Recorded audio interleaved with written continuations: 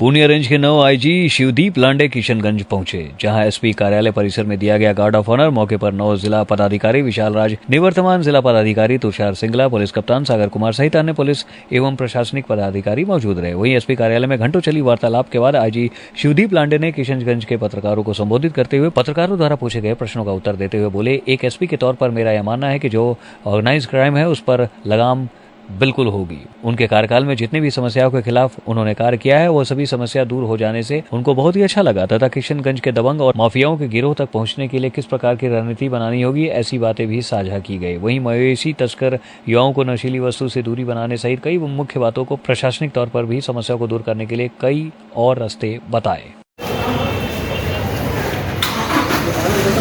Sir media थोड़ा बात करेंगे।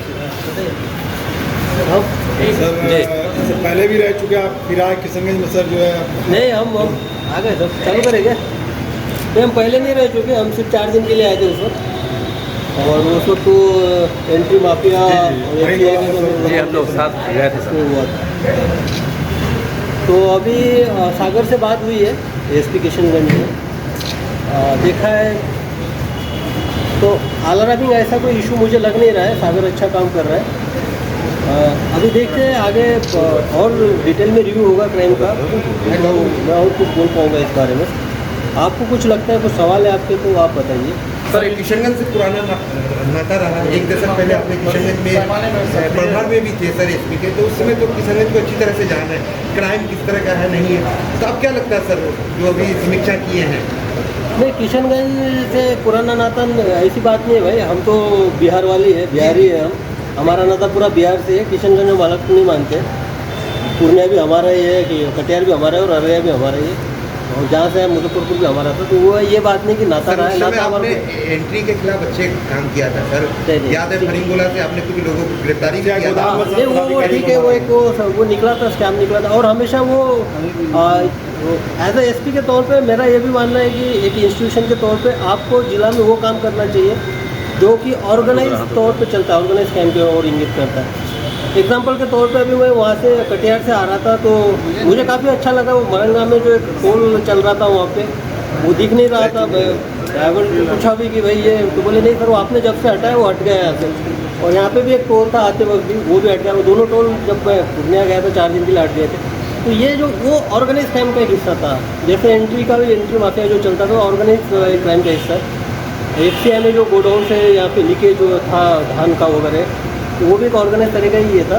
तो हमेशा मेरा तो वर्किंग वही रहा है कि जहाँ पे भी मैं एसपी के तौर पे रहा हूँ, ऑर्गेनाइज क्राइम के खिलाफ भी मैंने एक्शन लिया है। तो अभी यहाँ पे जो वांटेड क्रिमिनल के बारे में मैंने सबसे पहले पूछा कि यहाँ पे सबसे बड़ा अभी फिलहाल में वांटेड क्रिमिनल कौन है। तो एक डकैती के आरोपी है, तो उस पर काम कर रहे हैं और उसका रिवॉर्ड भी 50,000 डिक्लेयर किया था। तो मुझे लगता है कि रिवॉर्ड थोड़ा कम ये हुआ है। मैंने बोला है सागर को कि उसका प्रपोजल और मेरे पास भेजे, उसका रिवॉर्ड मैं बढ़ाऊंगा और मुख्यालय को लिखूंगा कि वो 2 या 3 लाख को उसको रिवॉर्ड किया जाए और आने वाले समय में उसकी अरेस्टिंग भी दिखेंगे आपको। सर विगत कुछ दिनों में यहाँ एंट्री माफिया और मवेशी तस्कर सक्रिय हुए हैं। जो आप मवेशी तस्कर की बात कर रहे हैं, ये देखिए, ये सिर्फ एक जिला तक सीमित नहीं है। आप सिर्फ किशनगंज को ही इसको या जो बॉर्डर है BSF वाले भी उसमें कार्रवाई करते हैं उसको नहीं, ये एक कंटिन्यूस प्रोसेस है। बहुत सारे स्टेट से गुजरता है, बहुत सारे जिला से गुजरता है। तो इसकी जो रिस्पॉन्सिबिलिटी है हर जिला पे, जहाँ जिस स्टेट से जाता है उस स्टेट की पुलिस पे भी इसकी रिस्पॉन्सिबिलिटी फिक्स होनी चाहिए। बिहार बंगाल सीमा में सर एंट्री माफिया का, हाँ बिहार बंगाल सीमा में एंट्री माफिया का। अरे भाई एक तो बताने दीजिए, आपको सुनाई दे रहा है क्या? पीछे उनको आगे आने दीजिए थोड़ा। तो ये जो है मवेशी तस्कर के संबंध में एक स्ट्रैटेजी के तौर पे, एक और लॉन्ग टर्म विजन के तौर पे कार्रवाई करने की ज़रूरत है। तो अभी जब मैंने इस रेंज का चार्ज लिया तो इसकी शुरुआत जो होगी अररिया नरपतगंज से स्टार्ट हो जाएगी, क्योंकि यहाँ सीधा एकदम हवाई जहाज से तो नहीं आते हैं। यहाँ पे जो पास होता होगा सुपौल से पास होकर नरपतगंज से आते ही होगा। नरपतगंज है, बाद में फारबिसगंज है, बाद में उसमें बैरगाछी है, बैरगाछी के बाद जोखिया हाट है, वो एक रूट है। जब मैं अररिया में एसपी था तो आपको याद होगा कि 69 रूट 70 रूटों को मैंने पकड़ा था और बड़ी मेहनत के साथ पेन मंगवा के उसको मैंने सुपुर्द भी किया था राजस्थान में। तो उस वक्त जो था, उस वक्त मैंने अररिया में टाइप कर दिया था, वो उस पर कार्रवाई की थी। तो उन्होंने अपना रूट चेंज कर लिया था उन्होंने वाया सुपौल उस पूर्णिया होके वो इधर से आते थे।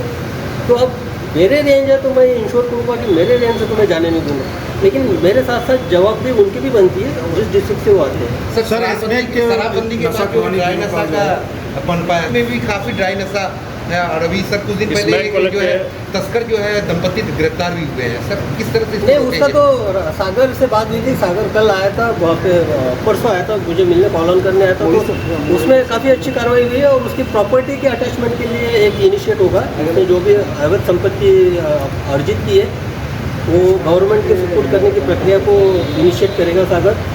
उसके साथ साथ अगर उसका पोटेंशियल ज़्यादा दिखता है तो डेफिनेटली हम उसको एनफोर्समेंट डायरेक्टरेट को भी एक FIR भेज देंगे ताकि वहाँ से भी उस पर कार्रवाई के।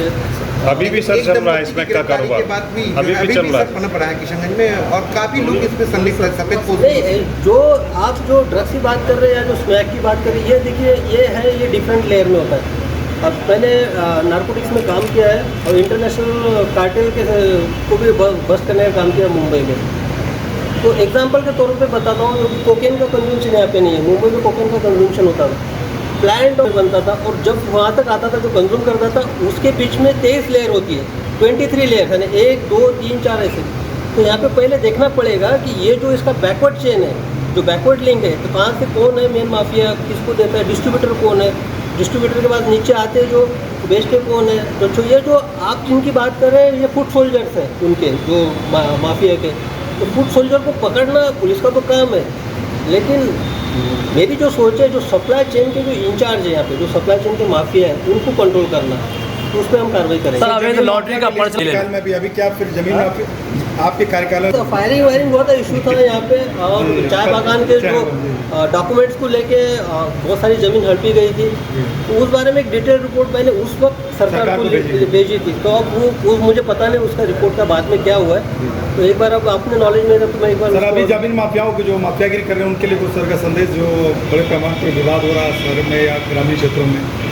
नहीं, अभी तो नापी चल रही है भाई सरकार की, तो अब देखते हैं उसमें। और ये मैं बता दूं कि हर सैटरडे को तो थानेदार और CO उसमें निजात होता है, जनता दल। हाँ।